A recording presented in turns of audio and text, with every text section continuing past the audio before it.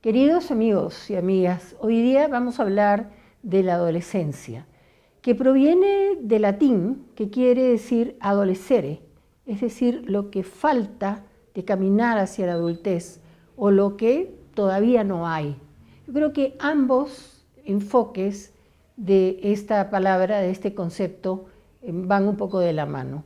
Sin embargo, la adolescencia no tendría por qué, per se, ser algo muy complicado, porque es una etapa extraordinaria donde el cerebro está en plena evolución y donde se produce la mayor cantidad de aprendizaje si es que el adolescente tiene realmente los estímulos para hacerlo.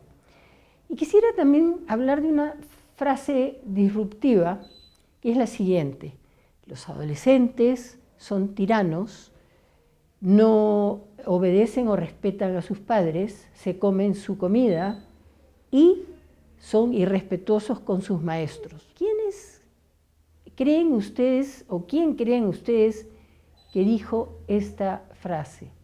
Nada menos que Sócrates, cuando 390 años antes de Cristo la lanzó. Sin embargo, Sócrates, que muere asesinado porque tuvo que tomar el veneno, la cicuta, no fue asesinado por jóvenes, sino por adultos rivales.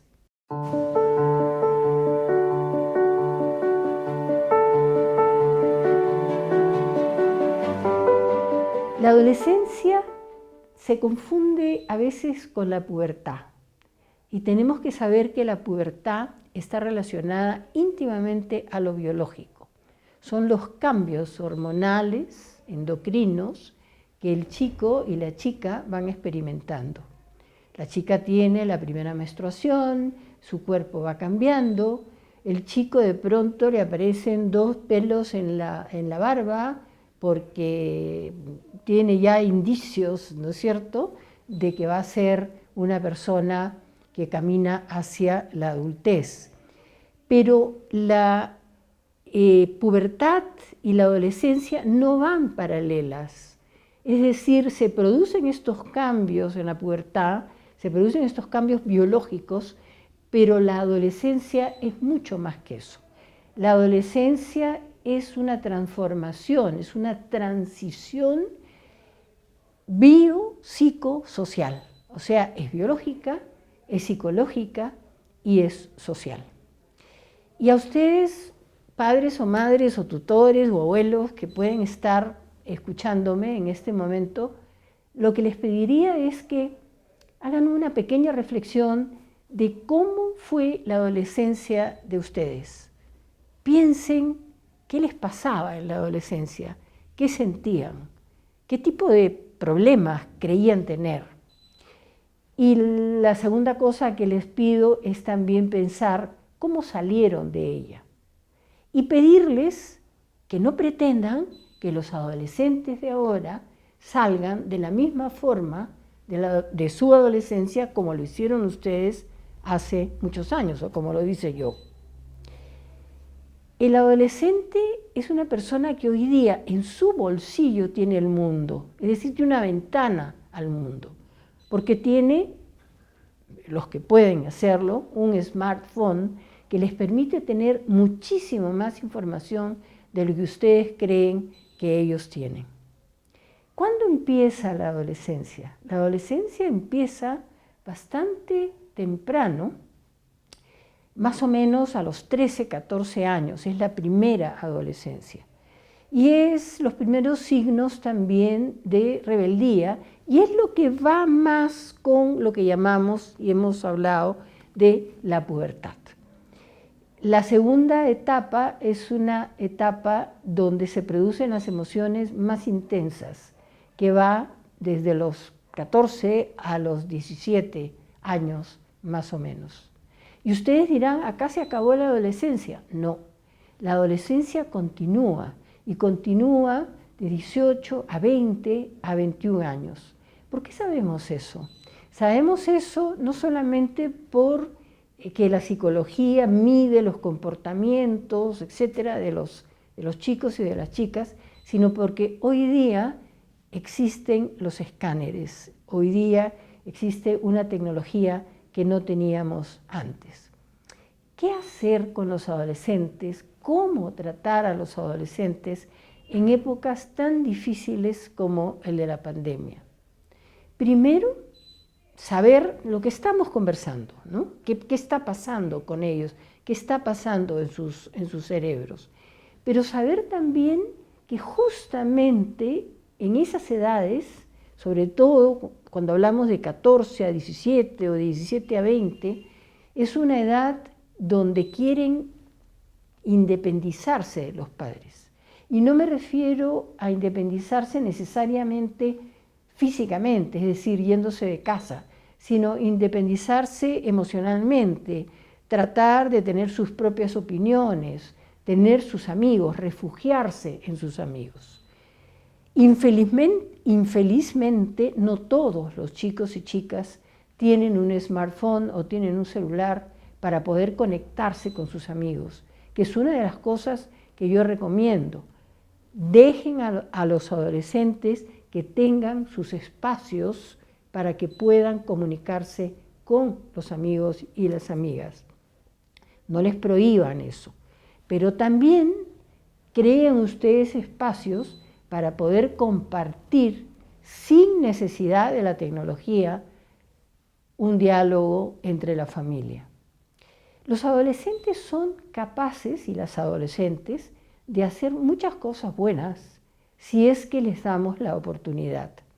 Vemos en muchos de los ejemplos que tenemos en Cedro y en las redes, adolescentes, tanto hombres como mujeres, que están haciendo obras, están haciendo programas altruistas, están en arte, etc. Y son muchas veces todavía escolares, ni siquiera han todavía pensado en qué ocupación o qué estudios van a seguir.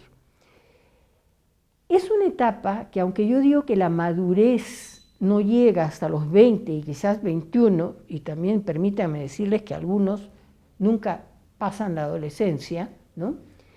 Es una etapa en la que tienen que decidir, porque el sistema los presiona a decidir.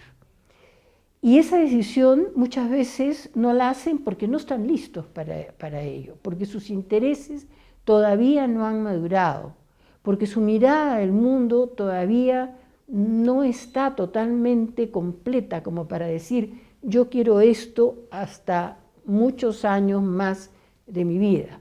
Hay pocos que sí, hay algunos que se definen muy rápido. Y el consejo a los padres sería no presionarlos, pero también poner en casa cierta estructura. Por ejemplo, horarios que no sean inhumanos, que no sean que el chico o la chica tenga que levantarse necesariamente a las 6 o a las 7 de la mañana, si no hay necesidad de ello, pero que sí haya una estructura de cierto horario, de ciertas tareas a compartir. A veces es muy beneficioso decirle, si hay hijos e hijas, decirle, a ver, escojan ustedes qué tareas hacen uno o el otro, pero cuidándonos de no caer en estereotipos de que ella haga las tareas que se denominan femeninas y él haga las tareas que se denominan masculinas, pero que sí puedan tener un intercambio para poder ayudar en casa. Si en casa hay personas mayores, o no en casa, pero hay cercanamente abuelos a los cuales, por ejemplo, se les puede ayudar a hacer las compras, a acompañarlos, etc., es una forma también de que los adolescentes y las adolescentes se vayan sintiendo útiles. Yo me pregunto si muchas veces en el Perú y sobre todo en los sectores medios y altos, los chicos están preparados, los chicos y las chicas están preparados para la adversidad. Y me atrevo a decir que en la mayoría de casos no lo están. Y que quizás esta pandemia es una oportunidad para que se enfrenten a una adversidad que nunca han soñado, que nunca han vivido y que van a tener que enfrentarla e innovar, pero que les va a dar fortaleza para que en el transcurso de la vida que van a tener, ojalá larga, van a tener muchos ups and downs, es decir, muchas subidas y bajadas que tienen que ver con momentos de dolor, de adversidad, de frustración. Y si no empezamos, y no solamente hablo de la adolescencia tardía, sino estoy hablando desde la niñez, si no empezamos nosotros a implementar hábitos, si no implementamos disciplinas, va a ser bien difícil que de un día para otro un chico o una chica de 17 o 18 años pueda enfrentar la adversidad, pueda adaptarse, por ejemplo, a esta pandemia, a esta cuarentena, a estas restricciones. Estoy pensando en este momento en lo que ha pasado en el bar en Los Olivos. ¿Por qué chicos y chicas de 21, 22, 23, 28 años han desobedecido las normas? Yo creo que sin hacer ningún juicio y sin culpar a nadie, sino más bien sintiendo un profundo dolor por esas familias, creo que hay que preguntarnos en qué medida estamos, los abuelos, los padres, los maestros, etcétera, estamos preparando desde la niñez a los niños y niñas en hábitos y en disciplinas para obedecer normas, sin dejar de ser plurales, sin dejar de innovar, sin dejar de tener sus propias ideas y convicciones. La adolescencia es una etapa que puede ser, como les digo, muy interesante, pero que también es el reflejo de lo que hacemos antes de la adolescencia con los niños y las niñas. Dejo esto porque quizás estos momentos sean muy importantes para reflexionar sobre qué estamos haciendo en casa con ellos y para quitarnos como padres, como abuelos, como tutores, el miedo también de decir no. Si es verdad que hay que negociar muchas cosas con los adolescentes, porque están empezando, como decía yo, a romper un poquito ese vínculo, ese cordón umbilical con los padres, también es cierto que sus lóbulos frontales, la parte del cerebro que controla los impulsos, todavía no está formada. Y los padres, los tutores, quienes los cuidan, quienes están a cargo de ellos, no es que los hagan sentir como minusválidos, pero sí deben ejercer un rol de frenos hasta que ellos puedan controlar sus impulsos. Otra de las cosas que también, como cedro, les recomiendo es que controlen el alcohol y, por supuesto, las drogas ilícitas en casa. Si la familia, el padre, la madre o los abuelos toman una copa, no estamos en contra de ello, pero que no sea abuso y que no sea algo que se considere imprescindible todos los días. Porque si es verdad que los cambios en la pubertad y en la adolescencia son biológicos, hemos dicho que también son sociales y son psicológicos y están muy enlazados con los referentes que estos chicos y chicas puedan tener. Es decir, están enlazados con los modelos que ven. Si el padre, si la madre se descontrola, si es impulsiva, si bebe o fuma porque no puede enfrentar o plantea que no puede enfrentar la pandemia, es un modelo, es un referente que no es positivo. Pero si la madre o el padre acatan con dignidad y con cierta tranquilidad, a pesar de que pueden ser momentos muy difíciles, los hijos también van a tener ese tipo de modelos. Una de las cosas que también recomiendo es decir la verdad, sincerar las cosas, sentarse con los hijos adolescentes o con los chicos que pueden tener 10, 11 años, pero que ya entienden perfectamente la situación, y decirles cómo estamos. ¿Cómo estamos en términos económicos? ¿Cómo estamos en términos de trabajo? ¿Cómo estamos en términos de sentir lo que estamos sintiendo frente a esta incertidumbre de la pandemia? Porque no hay peor cosa que callar, no hay peor cosa que la que ocultar la realidad de una familia. Y el padre o la madre, ninguno de los dos tiene la culpa de lo que está pasando. Simplemente tiene mayor responsabilidad por ser padre, madre o la pareja que sea la que está con los hijos.